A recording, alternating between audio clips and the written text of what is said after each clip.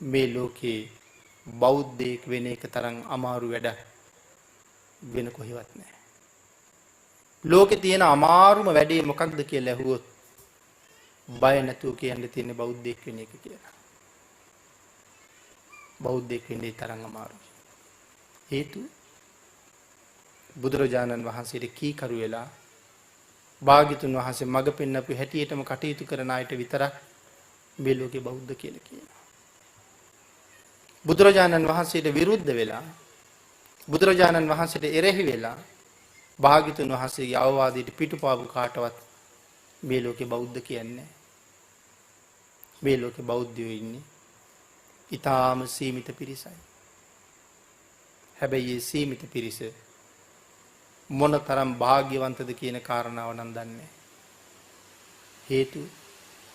හේතුව තමයි යම් දවසක මේ කඳෙන් ප්‍රාණ වායුව ඉක්ම යනවාත් එක්කම බෞද්ධයා කොහෙ නවතිනවා කියලාද කියන්නේ? දෙවියන් අතර නතර වෙනවා කියලා. කොතනද එහෙම සඳහන් කරලා තියෙන්නේ? මහා සමය සූත්‍රයේ 4 වෙනි ගාථාවේ. මතකයි නේද? බ්‍රහ්ම රාජයෙක්නි භාග්‍යතුන් වහන්සේ ළඟ මේ ගාථාව කියන්නේ.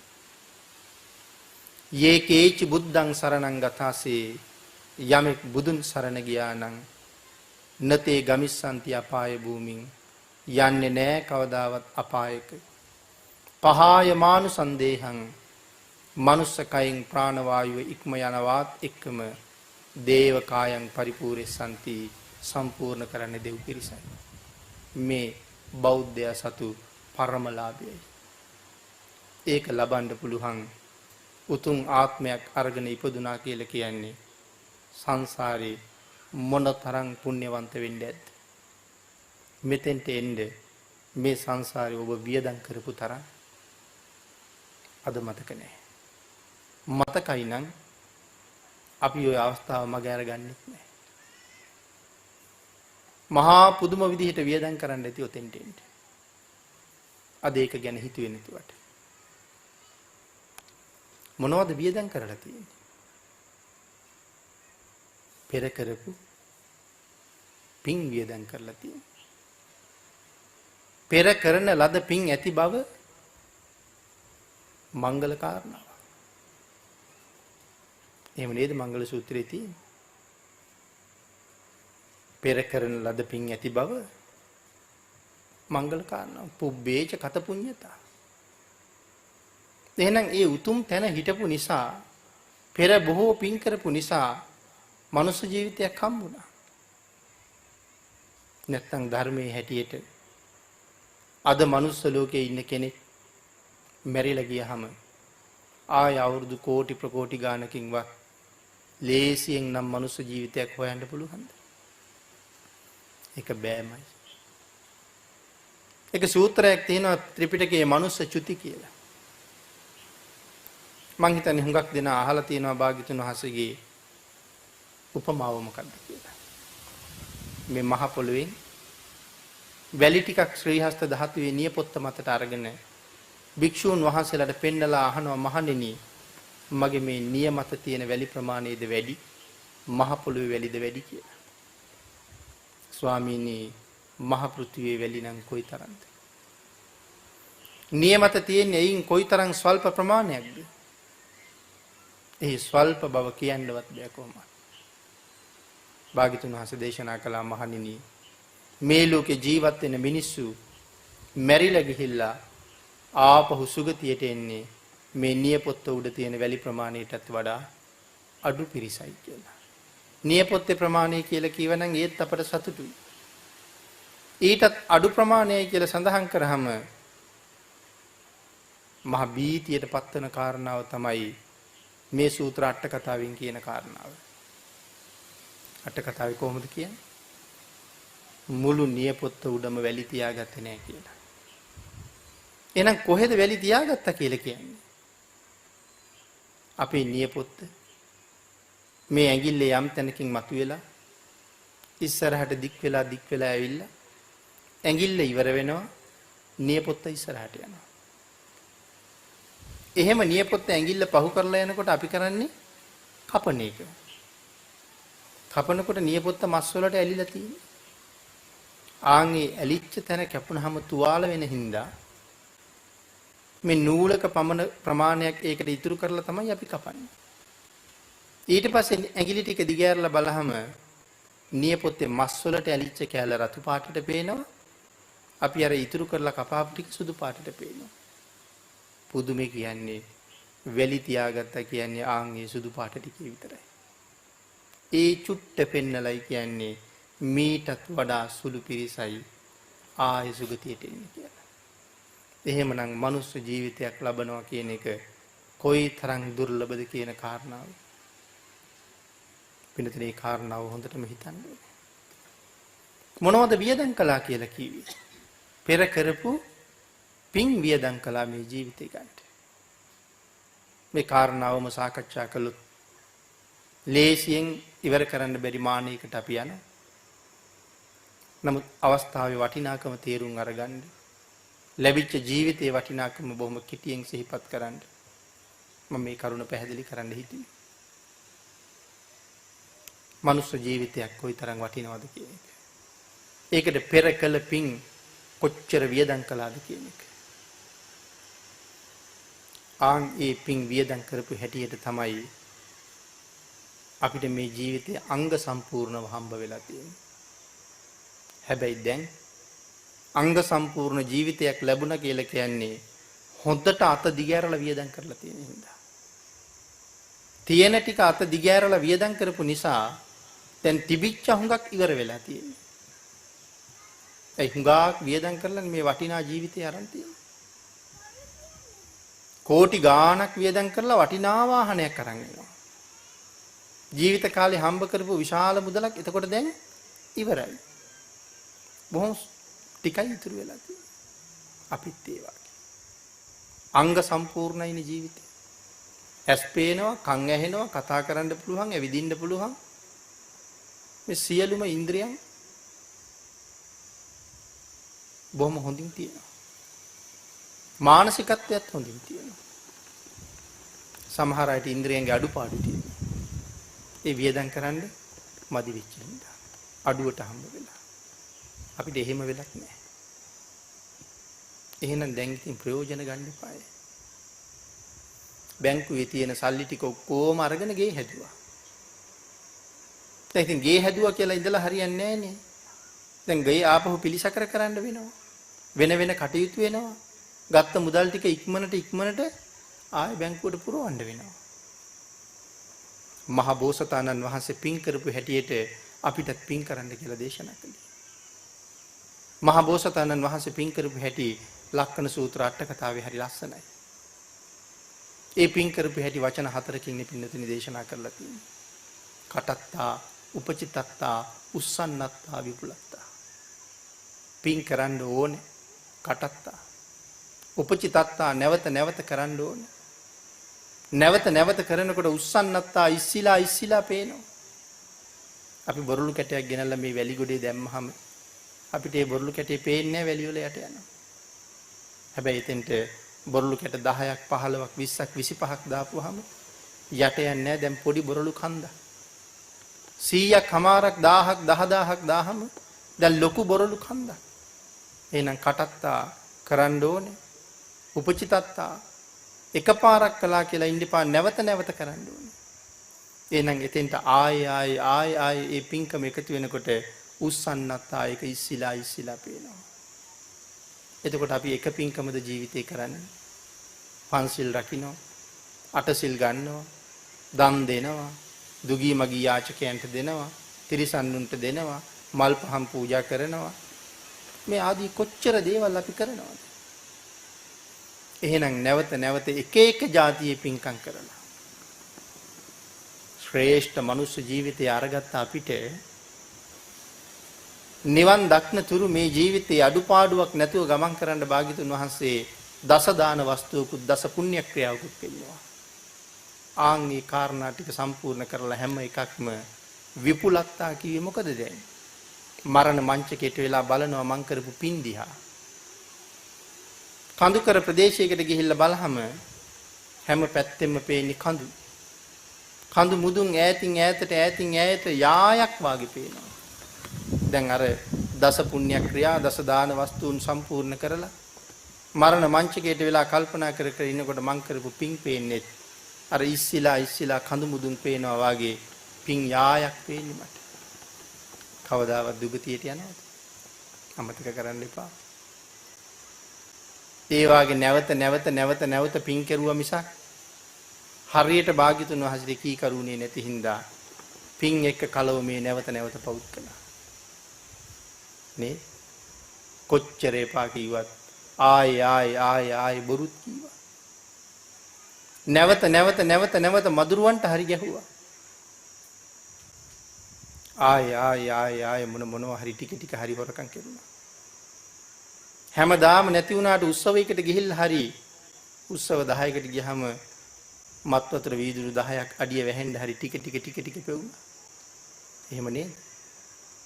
එතකොට එව්වත් කඳු වගේ ඉසිලා නේද? මේ පැත්තෙන් පිං කඳු පේනකොට අර පැත්තෙන් පව් කඳු පේනවා. හැබැයි දැන් මෙතන වෙලා තියෙන්නේ ඒ දැවැන්ත පිං කන්ද නාය ගිහිල්ලා. ඒ පිං කන්ද නාය ගිහිල්ලා කොහෙද එකතු වෙලා තියෙන්නේ? ඒක එකතු වෙච්ච තැන තමයි ඔය ඉන්නේ. මගේ ආත්මය කියලා කියන්නේ ඒක නාය ගිහිල්ලා ඇවිල්ලා හටගත්ත තැන. හැබැයි මතක තියාගන්න පිං කන්ද නාය ගිහිල්ලායි තියෙන්නේ පව් කන්ද නාය ගියේ නෑ. දැන් මෙහාට වෙලා ආයෙත් අර වාගේ ටික එකතු කරනකොට පව් කන්ද තව ලොකු වෙනවා. පිං කන්දත් ලොකු වෙනවා. පිං කන්ද පව් කන්ද පහු කරලා යන්න නම් අරට වඩා දෙගුණයක් පිං කරන්න වෙනවා. නමුත් එහෙම නොකරුණොත් මේ ජීවිතෙන් පස්සේ ඉස්සරහින් ඉන්නේ පව් යන්න වෙන්නේ යත් එක්ක. ආන්ගේ හින්දා ජීවිතේ කවදාවත් අවතක්සේරුවට ගන්න එපා. ඒවං ජාතේන මච්චේන කත්තබ්බං කුසලම් බහු උපන්නා වූ සත්වයා විසින් බොහෝ කුසල් රැස් කරලා අර කන්දේ නාය ගියපු කැලල පුරවලාම දාන්න. එහෙමනම් තථාගත සම්මා සම්බුදුවරු ලෝකේ ඉපදෙන්නේ හරි දුර්ලභවයි. ඒ භාග්‍යතුන් වහන්සේ ඉපදුනේ නැත්නම් මේ ටික අපි දැනගන්නේ නැහැ කවදාවත්. එදාට පිං කඳ පිරෙනව වෙනුවට ආපහු පොලිය වෙලා පව් කඳුම තමයි එකතු වෙන්නේ.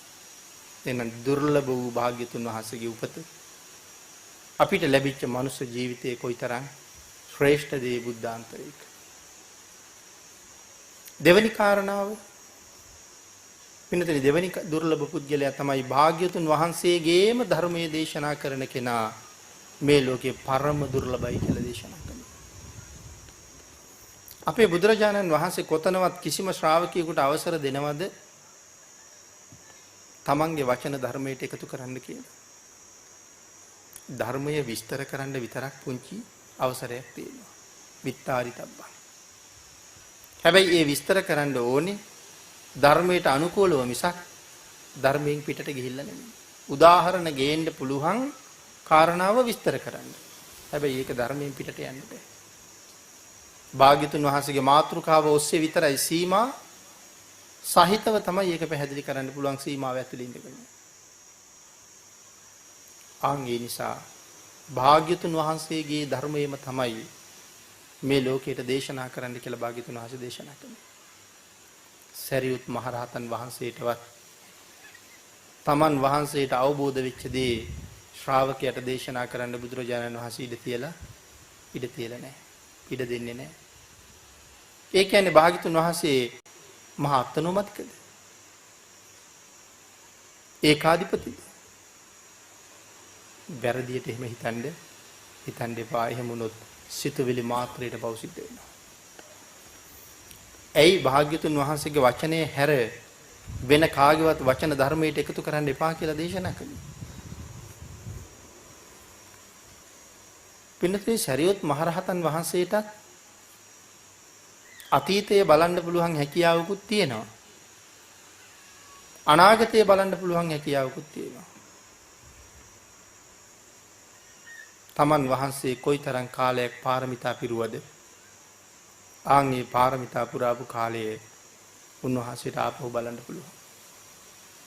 ඒ වගේම කාලයක් උන්වහන්සේට අනාගතය බලන්නත් පුළුවන්. නමුත් බුදුරජාණන් වහන්සේට බලන්න පුළුවන් ප්‍රමාණයේ සීමාවක් තියෙනවද? භාග්‍යතුන් වහන්සේට අතීතේවත් අනාගතේවත් බලන්න පුළුවන් ප්‍රමාණයේ සීමාවක් නැහැ. මතු අනාගතයේට තව ලෞතුරා බුදුරජාණන් වහන්සේලා කෝටි ප්‍රකෝටි ගණන් පහළ වෙනවා.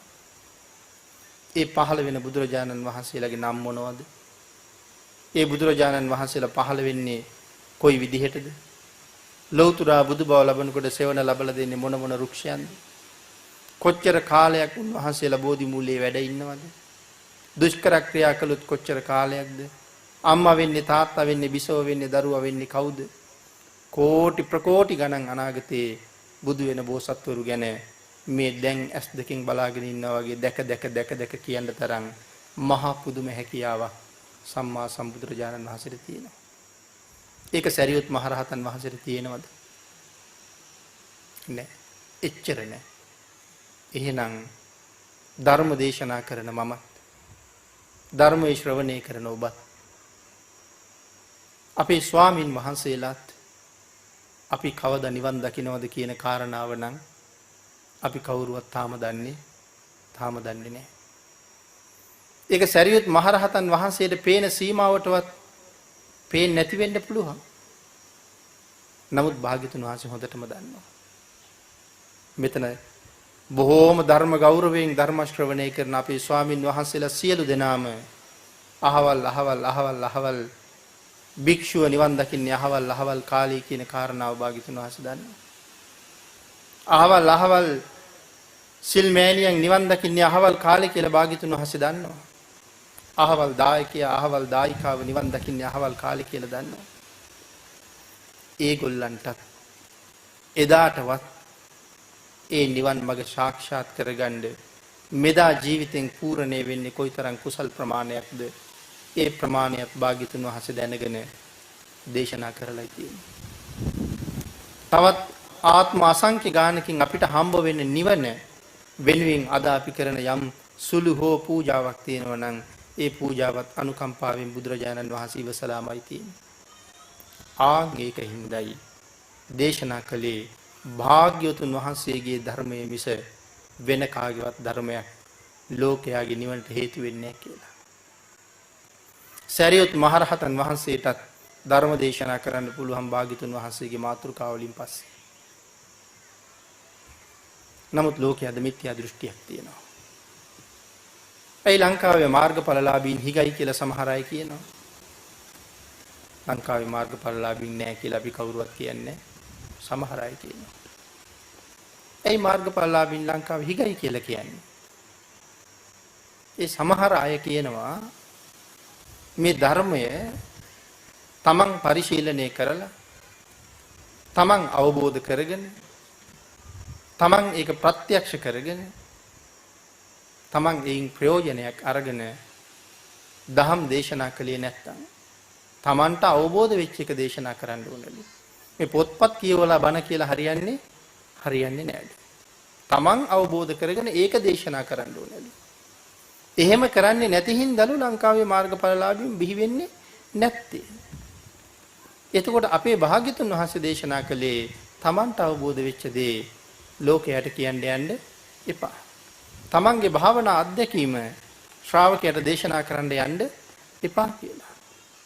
භාග්‍යතුන් වහන්සේගේ භාවනා අත්දැකීමම ලෝකයට දේශනා කරන්න 84000ක් ධර්මස්කන්ධය කියලා කියන්නේ බුදු පියාණන් වහන්සේගේ භාවනා අත්දැකීමයි. ඒක හරියටම ලෝකයට දේශනා කරනවා නම් බණ අහන ශ්‍රාවකයෝ දේශකයෝ පහු කරලා ඉස්සරහට යනවා කියලා දේශනා කළා. එහෙමනේ බණ අහලා ධර්මයේ කියලා දුන්න කෙනාට වඩා හුඟක් ඉස්සරහට අහපු කෙනාට යන්න පුළුවන්. වෙලාව ඉක්මයන් නිසා එහෙම ඉස්සරහට ගියපු එක්කෙනෙක් ගැන අපි කිව්වෝ. මතකද අපිට? සරියුත් මහරහතන් වහන්සේ. සරියුත් මහරහතන් වහන්සේ එදා උපතිස්ස කාලේ තමන්ගේ යාළුවත් එක්ක ලෞකික ධනස්කන්ධය අලියොම හෙළූ කෙළපිඩක් වාගේ ඇතහැරි. කොයිතරම් කෝටිපතියෙක්ද සාරිපුත්තයන් වහන්සේ. කොයිතරම් කෝටිපුත්තයක්ද මොග්ගල්ලායනන් වහන්සේ. 80 කෝටියක ධනය අත්හැරලා මේ ඉන්නේ. ලෝකෙන් නිවන හොයාගෙන යන්න. මේ දෙන්න සාකච්ඡා කළා. දෙන්න දෙපැත්තට යන්. සැනසීම හම්බුනොත් අනික් කෙනාට කියමු. උපතිස්සයන්ට තමයි හම්බ වෙන්නේ එදා විශ්වයේ පහළ වෙච්ච අති ශ්‍රේෂ්ඨම උත්තමයන් වහන්සේලා 61 නමක් හිටියා. බුදුරජාණන් වහන්සේ හැරුණාම මුළු විශ්ව ධාතුවේ දෙවියන්ට බඹුන්ට මරුන්ට ඉක්මවන්න බැරි අති ශ්‍රේෂ්ඨ පුද්ගලයෝ 60 දෙනෙක් හිටියා. ඒ 60 දෙනා නියෝජනය කරපු එක්කෙනෙක් තමයි අස්සජී මහරහතන් වහන්සේ කියලා කියන්නේ. ශාන්ත සුන්දර ඉන්ද්‍රයන් දැක්කහම ඊටාම නිමිච්ච ගමන් විලාසයේ පෙනුම දැක්කහම උපතිස්ස තරුණයා කල්පනා කළා හැබැවින්ම මේ රහතන් වහන්සේ නමක් වෙන්නේ කියලා. ළඟට ඇවිල්ලා කතා කළා. වන්දනා කරලා ගුරුවරයා ගැන ඇහුවා. ඒ ගුරුවරයාගේ ධර්මය මොකක්ද කියලා ඇහුවා. මේ මහා ශ්‍රේෂ්ඨයන් වහන්සේ කොයි තරම්නම් නිහතමානීද අස්සජී මහරහතන් වහන්සේ මොකද සඳහන් කළේ? ඒ මහා වීරයන් වහන්සේගේ ධර්මයෙන් මම දන්නේ අල්ප මාත්‍රයයි. තාම චුට්ටයි මම දන්නේ. වැඳලා දිගින් දිගට ආයාචනා කළා ස්වාමීනි ඒ ටික මට කියලා දෙන්න කියලා. මහ ගොඩක් දන්නේ කියලා එක ගාතාවක් දේශනා කළා. 4 පද ගාතාවක්. ආන්ගේ 4 පද ගාතාව බුදු පියාණන් වහන්සේගේ ධර්ම රත්නයයි නියෝජනය කළේ. ඒ 4 පද ගාථාවේ අස්සජී මහරහතන් වහන්සේගේ වචන තිබුණාද? නෑ. භාග්‍යතුන් වහන්සේගේ ධර්මයේමයි 4 පද ගාථාවේ තිබුණේ. ආන් ඒක නිසා බණපද දෙකක් අහනකොට උපතිස්සයන් මාර්ගඵල ලැබුවා. අන්තිමට අස්සජී මහරහතන් වහන්සේගෙන් ධර්මයේ ඉගෙනගත්ත උපතිස්සයන් ශාසනයට ඇතුල් වෙලා මේ ගෞතම සම්මා සම්බුද්ධ ශාසනයේ සංඝයා වහන්සේලාගේ නායකයා බවට පත් වුණා. එදාට තමන්ගේ ගුරුවරයා තමයි උපතිස්සයන් වහන්සේ.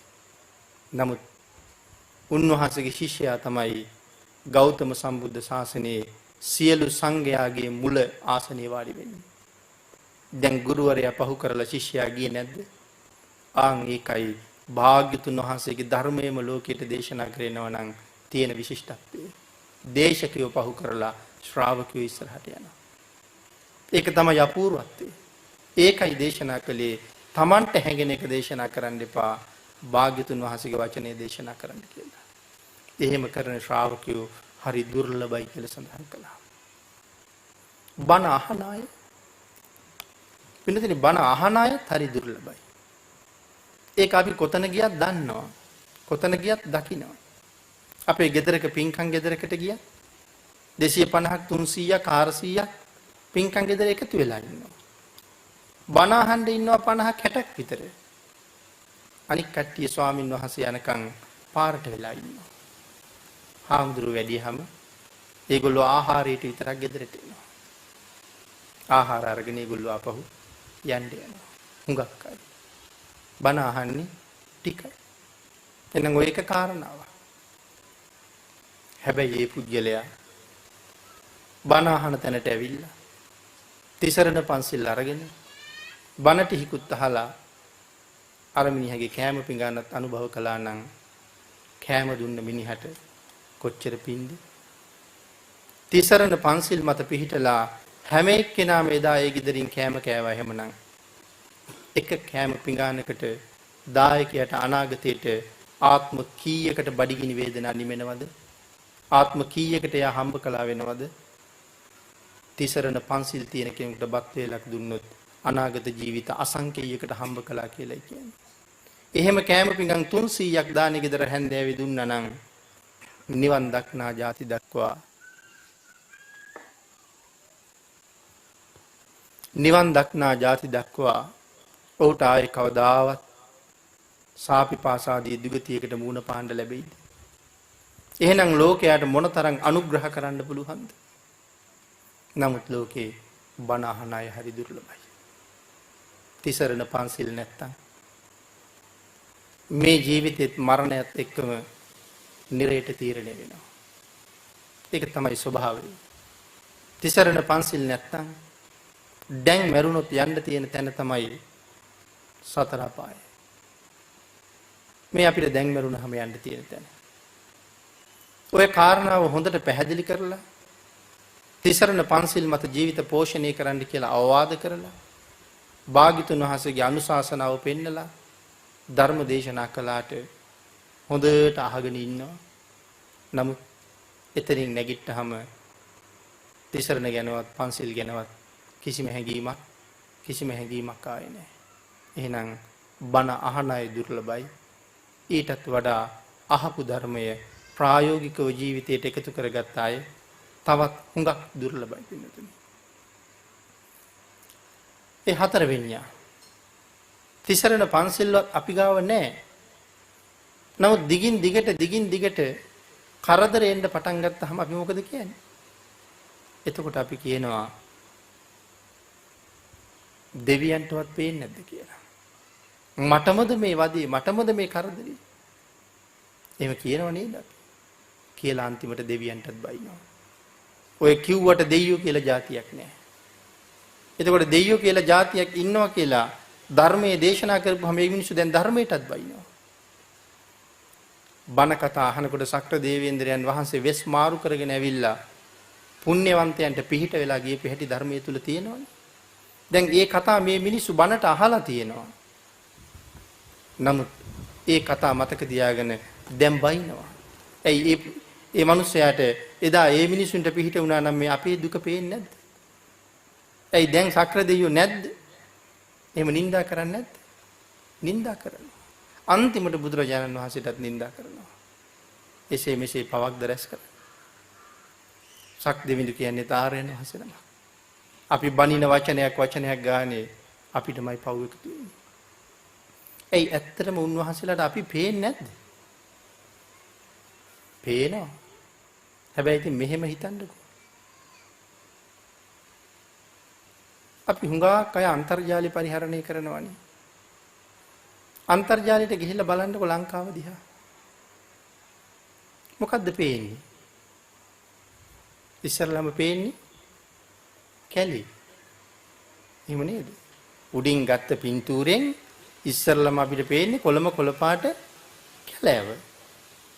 ඊට පස්සේ තව ටිකක් ඒක ලොකු කරලා බලනකොට ඕම් සමනල කන්ද පේනවා. කඳු වැටි පේනවා. චෛත්‍යවල් පේනවා. ඊට පස්සේ තවත් සෑහෙන්න ලොකු කරන්න ඕනේ ගෙවල් පේන්න. එහෙම නේද? ඊට පස්සේ මිනිස්සු ගෙවල් වලටත් වඩා කුඩායිනේ. තව හුඟක් ලොකු කරලා තමයි මිනිස්සු බලන්න වෙන්නේ. එතකොට දෙවියන්ටත් උඩ ඉඳලා බලනකොට අර විදිහටම මිනිස්සු පේනවා. හැබැයි මේ ලෝකේ ජීවත් වෙන එක මිනිහෙකුට දෙන්නෙකුටද කරදර තියෙන්නේ? හැම මිනිස්සයාටම කරදර තියෙනවා. හැම මිනිස්සයාටම දුකක් තියෙනවා. එතකොට ලෝකේ දෙවියෝ දකින සියලුම මිනිස්සුන්ට දුකක් තියෙනවා. ඒ දුක් තියෙන මිනිස්සු අතරින් කරදර තියෙන මිනිස්සු අතරින් මම කියන පුද්ගලයා විශේෂ වෙලා පේන්න ඕනේ නේද එතකොට? දෙවියන්ගෙන් පිහිටක් මට හම්බෙන්න නම් මම විශේෂ වෙලා පේන්න එපේ. එතකොට ඒ දෙවියන්ට මාව විශේෂ වෙලා පේන්න මං ගාව මොනවද තියෙන විශේෂ දේවල්? කල්පනා කරන්න ඕනේ. තිසරණ තියෙනවද මං ගාව? පන්සිල් තියෙනවද මං ගාව? ශ්‍රද්ධාව තියෙනවද මං ගාව? බුදුරජාණන් වහන්සේට කීකරු වෙලා ඉන්නවද මං? දෙවියන්ටත් පින් අනුමෝදන් කරන්න තරම් උසස් පින් මං ගාව උපදිනවද? එහෙම වෙනවනම් දෙවියන්ට ඉස්සරලම ඒ ශ්‍රද්ධාවන්තයා පේනවා. ඉතින් මං ගාව ඔය මොකවත් නැතුව දෙවියන්ට පේන්නේ නැද්ද කියලා කතා කරුවට හරියන්නේ නැහැ. පේන්න මං ගාව යමක් තියෙන්න ඕනේ. ඒ තියෙන්න ඕනේ තිසරණ පන්සිල් ශ්‍රද්ධාව පිරීලා තියෙන්න ඕනේ. එදාට බලලා පිහිට වෙයි. නැත්තම් පිහිට වෙන්නේ නැහැ. අපි හිතන හැටියට පිහිට වෙනවද? අපි පින්නතුන් හිතන්නකෝ අද හෙට උදේ වැඩට යනකොට මාරු සල්ලි වලින් රුපියල් 1000ක් ගන්නවා. මොකටද මේ රුපියල් 1000? පාරේ හම්බ වෙන යාචකයන්ට දෙන්න.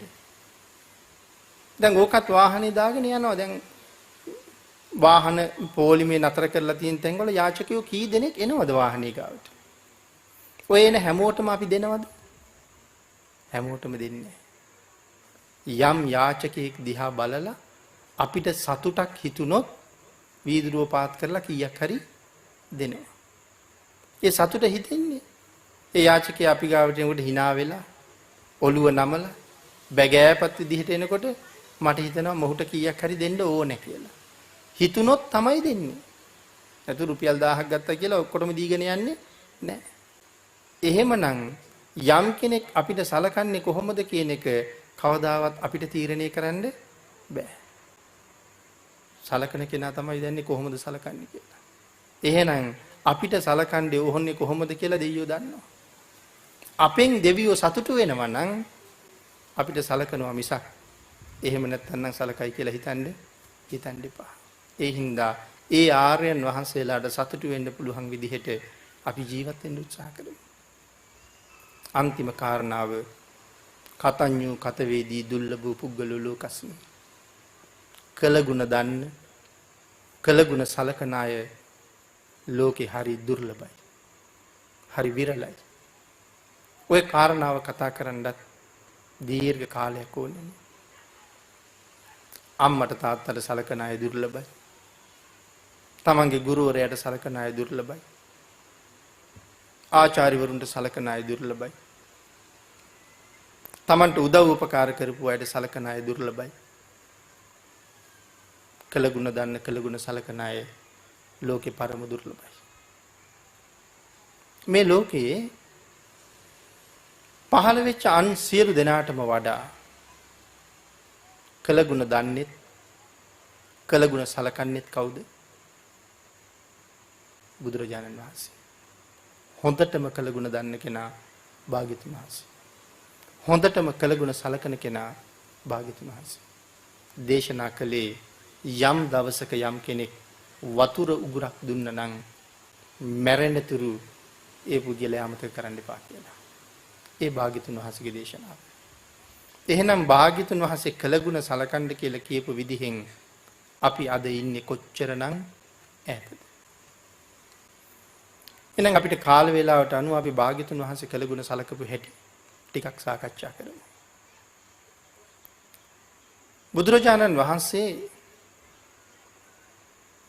මනෝ ප්‍රනිධාන කාලේ, ඒ කියන්නේ මේ මහා කල්ප අසංඛ්‍ය 20කුත් ලක්ෂ ගානකට එහා, ලක්ෂ 1කට එහා.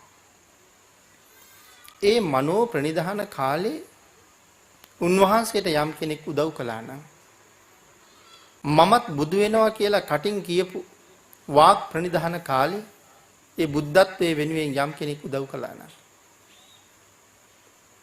සුමේද තාපසතුමා හැටියට දීපංකර පාදමූලේ නියත විවරණ අරගෙන කාය වාක් මනෝ කියන ත්‍රිවිධ ප්‍රනිධානයේ සම්පූර්ණ කරන කාලේ යම් කෙනෙක් උන්වහන්සේට උපස්ථාන කළා නම් උන්වහන්සේට උදව් කළා නම් සහයෝගය දුන්නා නම් ආන්ගේ කිසිම කෙනෙකුට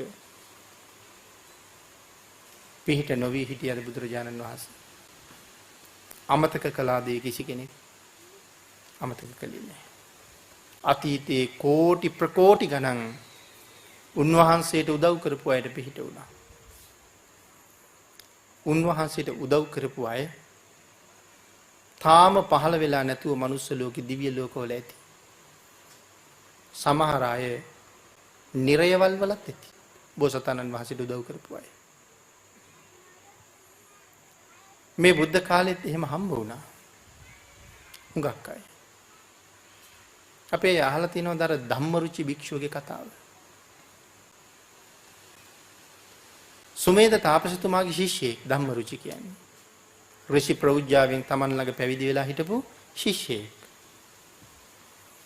නමුත් පස්සේ කාලේ ගුරුවරයාට අකීකරු වුණා. ඊට පස්සේ ඍෂි ප්‍රෞජ්‍යාව අතහැරියා. පාප මිත්‍රයන්ට එකතු වුණා. වැරදි වැඩ හරියට කෙරුවා. ඔය අතරේ ඍෂි ප්‍රෞජ්‍යාව අතහැරලා ගිහිල්ලා තමන්ගේ අම්මත් මැරුවා. ආනන්තරීය පාප කර්මිත කරගත්තා. පාප මිත්‍රයෝ නිසා බොහෝ පව් කරගෙන අපායේ ඉපදුණා. ඒ කාලේ නම ධම්මරුචි. අපායවල දුක් විඳලා තිරිසන් ලෝක වලට එනවා, නිරේ යනවා, പ്രേත ලෝක වල එනවා. ඔහොම ඇවිල්ලා අපේ බුදු පියාණන් වහන්සේ පහළ වුණ කාලේ, සුමේද තාපසතුමා බුදු වුණ කාලේ මහා සාගරයේ විශාල මාළුවෙක් වෙලා ඉපදුනා. කවුද? එදා ධම්මරුචි. විශාල මාළුවෙක්. තාම ලෝකේ හොයාගත්ත නැති විශාල මාළු ඉන්නවා. නැත්නම් මේ කාරණාව කියහම සැක උපදවනවනේ. ඒකයි මම මෙහෙම කියන්නේ. කොයි වගේ මාළු? තිමිය, තිමිංගල, තිමිර පිංගල අහලා තියෙනව නේද? එහෙමයි ගැන.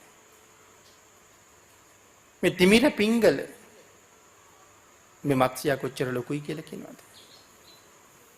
යොදුන් 700ක් දිගයි කියලා කියන්නේ. එහෙනම් අද සාගර පතුලේ ජීවත් වෙනවා ඇති. ඒ වගේ අය ගොඩක්. ඒකනේ ධර්මයේ සඳහන් වෙන්නේ. ඒකයි මම කිව්වේ මේ නවීන විද්‍යාව නොදන්න හුඟක් දේවල් තියෙනවා. විද්‍යාවට හුඟ වරදිනවා. නමුත් විද්‍යාවට කවදාවත් පුළුවන් ද භාග්‍යතුන් වහන්සේගේ දේශනාවට ලං වෙන්න? 2000 විතර කාලේ විද්‍යාවෙන් කිව්වේ සූර්යයා කොහෙවත් ගමන් කරන්නේ නැහැ කියලා. 2000ට කලින්. හැබැයි 2000 විතර වෙනකොට විද්‍යාව කියනවා සූර්යයා ගමන් කරනවා කියලා. සූර්යයා ගමන් කරන බව මීට අවුරුදු 2600 ගානකට කලින් අපේ භාග්‍යතුන් වහන්සේ දේශනා කරලා තියෙනවා. විද්‍යාව වෙනස් වෙනවා. බුදුදහම වෙනස් වෙන්නේ නැහැ. එහෙනම් මේ ධම්මරුචි භික්ෂුව විශාල මාළුවෙක් වෙලා ඉපදිලා ඉන්න බෑ බඩගින්න. ඈතින් එනවා මොනවා හරි කණ්ඩ හොයාගෙන. මිනිස්සු පුරවාගත්ත ලොකු නැවක් සාගරේ තරණය කරනවා. මේ මත්ස්‍යයා දැක්කා. කට ඇරගත්තේ නැවම ගිලිනවා කියලා හිතාගෙන. කට ඇරගෙන වේගෙන් එනවා නැව දිහාට. මිනිස්සු දන්නවා නැව කෙලින්ම කට ඇතුළට යන බව. ඒ තරම් ලොකුයි මාළුවා. ආන්ගේ නැවේ හිටිය පින්නතුනේ සම්මාදිට්ඨික මිනිස්සු. ඒ මිනිස්සු මාළුවා කට ඇරගෙන එනවා දකින්නකොට කෑ ගැහුණා අහෝ ගෝතමෝ භගවා කියලා. අහෝ ගෝතමෝ භගවා කියන වචනේ ඇහෙනවත් එක්කම අර දැවැන්ත මාළුවා මැරිලම ගියා. එතනම මැරුණා. මැරිච්ච ගමම්ම ඊළඟ උප්පත්තිය මනුස්ස බල කුසක. අවුරුදු 7ක් සම්පූර්ණ කරලා මව්පියොත් එක්ක යනවා බුදුරජාණන් වහන්සේ ගාවට. ගියහම බුදුරජාණන් වහන්සේ අර ළමයට කතා කරලා අහනවා ධම්මරුචි හුඟක් කාලයකට පස්සේ නේද හම්බුනේ කියලා. කොයි කාලෙද ධම්මරුචි හිටියේ? සුමේද තාපසතුමාගේ කාලේ. එහෙනම් කොච්චර කාලයක් සත්පුරුෂයා මගේ ඇරිලාද? මහා කල්ප අසංඛ්‍ය 4,00,000ක්ම මගේ ඇරිලා. නමුත් එදා කාලයක් සුමේද තාපසතුමාට උපස්ථාන කරපු කෙනෙක්. ඒ වෙලාවේ අර ළමයා කියනවා එහෙමයි ස්වාමීනි එහෙමයි. මගේ ඇරුණ තරම ගැන නම් කියලා වැඩක් නැහැ. නමුත් ආයෙත් ඔබ වහන්සේ මුණ ගැහුණා. නිවන් දක්නාතුරු ආයෙ ඔබ වහන්සේ අතාරින්නේ නැහැ ස්වාමීනි.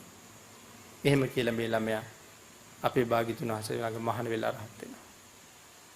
එහෙනම් භාග්‍යතුන් වහන්සේට උපස්ථාන කරපු අය ඒකයි මං කිව්වේ මේ වෙනකොටත් නිරේත් ඇති. 45 අවුරුද්දයි අපේ භාග්‍යතුන් වහන්සේගේ බුද්ධ කෘත්‍යය. ඒක නිමා කරලා පිරිනවම් පානකොට මේ අනාදිමත් කාලයක් සංසාරේ වතුර උගුරක් බෙහෙත් හැන්ද බත් වේලක් දුන්න සියලු දෙනාම මුණ ගැහුණද ඔය 45 අවුරුද්දට? මුණ ගැහුන්නේ නැහැ. නමුත් ඔවුන්ට පිහිට වෙන්න ඕනේ. ආන් ඒකින්ද අපේ බුදුරජාණන් වහන්සේ මොකද්ද කළේ? අපේ භාග්‍යතුන් වහන්සේ සර්වඥ ධාතුන් වහන්සේලා ද්‍රෝණාටක් ඉතුරු කරලා පිරිනවම් පෑවා. ඇයි තවත් මට පිහිට වෙච්ච අයට පින් කරගන්න අවස්ථාව උදා කරලා. අපිට සර්වඥ ධාතුන් වහන්සේලා ඉතුරු කළා කියලා කියන්නේ බුදුරජාණන් වහන්සේ තාම ජීවමානව වැඩ ඉන්නවා කියන එකයි. අපේ පින්නතුන්ට මතකද පීත විමාන වස්තුව? එක කාන්තාවක් අජාසත් රජුරු හදාපු චෛත්‍ය ගාවට ගියේ වැටකොළු මල් 4ක් කඩාගෙන. මල් 4 පූජා කරගන්න බැරි වුණා. එළදෙනක් ඇනලා මැරුණා. මැරිච්ච ගමම්ම තව්තිසාවේ සක්‍ර දේවේන්ද්‍රයන්ගේ කෝටි 2කමාරක් වෙන දිව්‍යාංගනාව සියලු දෙනා අභිභවනය කරලා ලස්සනට ඉපදුනා. කෝටි 2කමාරටම වඩා ලස්සනයි. හදිස්සියේ පහළ වෙනකොට ශක්තිවිඳු ඇහුවා මනුස්ස ලෝකේ ඉන්න කාලේ මොකද්ද කරපු පින්කම කියලා. ස්වාමීනි මං හරි දුප්පත්. මට මහා ලොකු දෙයක් කරන්න බැරි වුණා. මනුස්ස ලෝකේ තියනවා කෝසාතකී කියලා වැල. කෝසාතකී කියන වැටකොළුනේ. කෝසාතකී නාම ලත්ති බන්තේ ඒතං චත්තාරි පුප්පානි. ස්වාමීනි කෝසාතකී කියන මේ වැලෙන් මම මල් 4ක් කඩාගත්තා. ඒ මල් 4 කඩාගෙන මම චෛත්‍ය දිහාට ගියේ ජීවමාන බුද්ධ ශරීරයේ දිහා බලාගෙන. ඒ තියෙන්නේ චෛත්‍ය කියලා නෙමෙයි හිතුවේ. එහි ධාතුන් වහන්සේලා වැඩ ඉන්නවා. මේ මගේ බුදුරජාණන් වහන්සේ වැඩ ඉන්නවා කියලා තමයි චෛත්‍ය දිහාට යන්නේ. ඒ නිසා පාරේ තියෙන වෙන මොකවත් අරමුණු වෙන්නේ නැහැ. ළඟින් යනකොට එළ දෙන ඇන්න අනිනකොට මැරුණා. මැරිච්ච ගමන් තවුතිසාවි පහළ වුණේ පැහැදුන සිතින්ද. යමෙක් පැහැදුන සිතින් යමක් කරන්නේ නම් එහි කවදාවත් අල්ප බවක් නැහැ. සක්‍ර දේවේන්ද්‍රයන් වහන්සේ අනික් දෙවියොත් එක්ක නන්දන උයනට විනෝද වෙන්න යන්න ලෑස්ති වෙලා හිටියේ. නමුත් මාතලීට කතා කරලා කියනවා තස්ස මාතලී අච්චේරන්. මාතලී මේ බලන්න අපූර්ව පින්කමක තියෙන අසිරිය. පස්සේ විනෝද වෙන්න පුළුවන් මාතලී සියලුම දෙවියන්ට කියන්නේ චූලාමණිසෑය වඳින්න යන් කියලා. සියලුම දෙනා ගිහිල්ලා 7 දවසක් ජීවමාන බුදුරජාණන් වහන්සේට සලකනවා වගේ චූලාමණිසෑය ළඟ උපස්ථාන කළා කියලා සඳහන් කරනවා. පිළිතුරේ අපේ ධර්මයේ සඳහන් කරනවා අපේ ශාසනයේ අපදාන පාළියේ සඳහන් කරනවා පච්චුපට්ඨක තේර අපදානය. පච්චුපට්ඨක තෙරණු. අත්තදස්සී භාග්‍යතුන් වහන්සේගේ කාලේ ලෝකෙ ඉපදුනා. යක්ෂ සේනාධිපතියෙක් හැටියට. මහා ඉසුරුමත් මේ යක්ෂ සේනාධිපතියා ඉපදිලා තමන්ගේ ධනයෙන් ප්‍රයෝජනයක් ගන්න හැටියක් නැහැ කියලා අඬනවා. ඒ ධනයෙන් ප්‍රයෝජන ගන්න හැටියක් නැත්තේ. එයාට ඕනේ තමන්ගේ වත්කම ශාසනය වෙනුවෙන් වියදම් කර කර පින්කම් කරන්න. යක්ෂයා කියනවා මම ඉපදුනේ අඳුරු පහන් දැල් වෙන කාලේ. යක්ෂයා අඬනවා දැක්කා සාගර කියන මහරහතන් වහන්සේ. මේ අත්තදස්සි භාග්‍යතුන් වහන්සේගේ කාලේ. දැක්ක ගමම් සාගරයන් වහන්සේ පහළ වෙනවා යක්ෂයා ගාව. කින්නු සෝචසි මා භායි මගේ සහෝදරයා මොකටද අඬන්නේ? යක්ෂයා කියනවා ස්වාමීනි අඳුරු පහන් දැල් වෙනවා මිසක් ලෝකේ හැබෑ පහන නිමිල ගිහිල්ලා කියලා. සාගරයන් වහන්සේ සඳහන් කරනවා එහෙම කියන්න එපා. තාම භාග්‍යතුන් වහන්සේ වැඩ ඉන්නවා. ධාතුන් වහන්සේලා තැන්පත් කරලා චෛත්‍යයක් හදන්න. ඒ චෛත්‍යයට ජීවමාන බුද්ධ සංඥාවෙන් උපස්ථාන කරන්න. යක්ෂයාට මහ පුදුම සතුටක්. මම සංකප්ප මඤ්ඤාය සාගරෝ නාම ශාවකෝ. සාගරයන් වහන්සේ මගේ සංකල්පය මගේ අදහස දැකලා මං ගාවට ආවා. මට මග කියලා දුන්නා. 5 අවුරුද්දක් චෛත්‍යයට උපස්ථාන කළා. මැරිලා දිව්‍ය ලෝකෙ ඉපදිලා අපේ ශාසනය පැවිදි වෙලා පච්චුපට්ඨක තේර නමින් රහත් වෙනවා.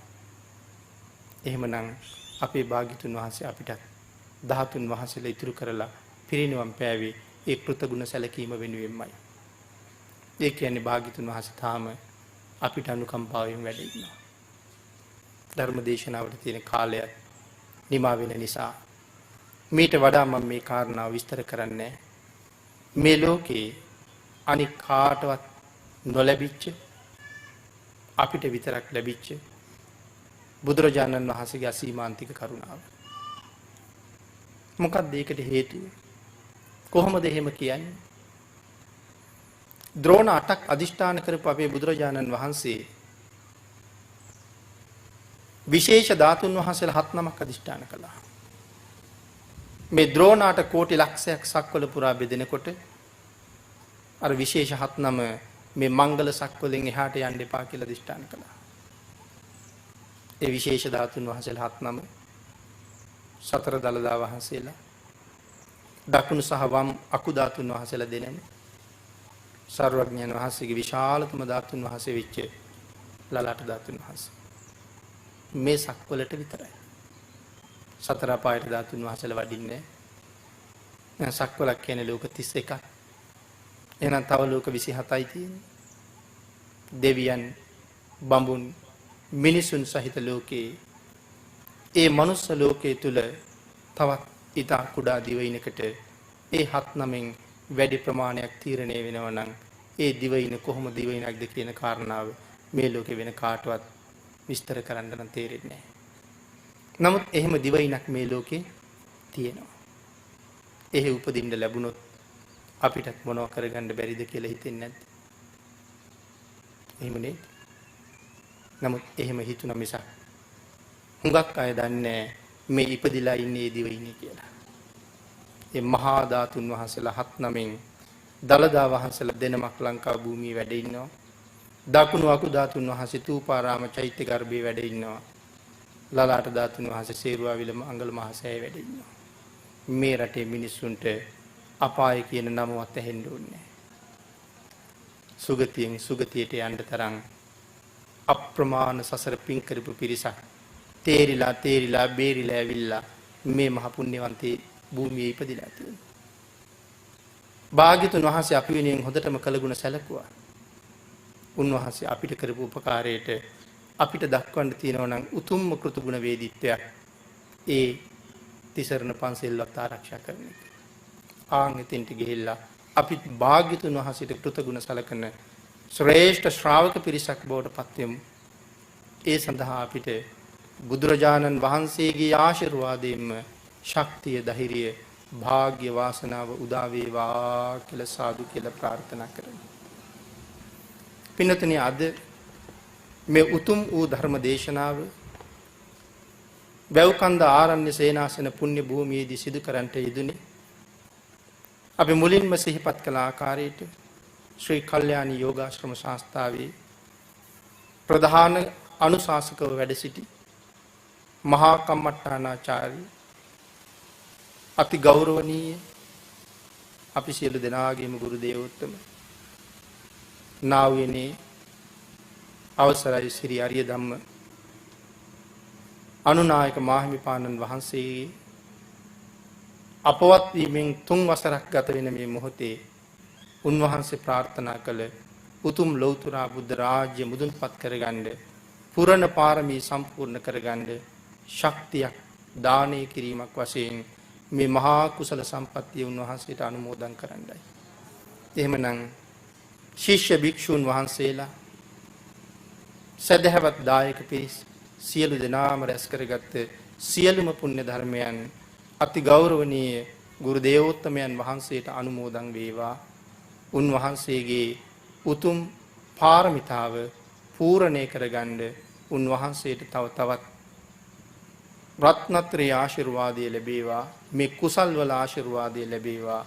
මහා පුණ්‍ය ශක්තියක් දියුණු කරගෙන ප්‍රාර්ථනීය ලෞතර බුද්ධ රාජ්‍ය අත්පත් කරගෙන අසංඛ්‍ය අප්‍රමාණ ගණන් සත්වයා සංසාර සාගරයෙන් එතර කරවන්න උන්වහන්සේට මේ කුසලයක් ආශිර්වාදයක් පාරමිතාවක් වේවා කියලා ප්‍රාර්ථනා කරමු.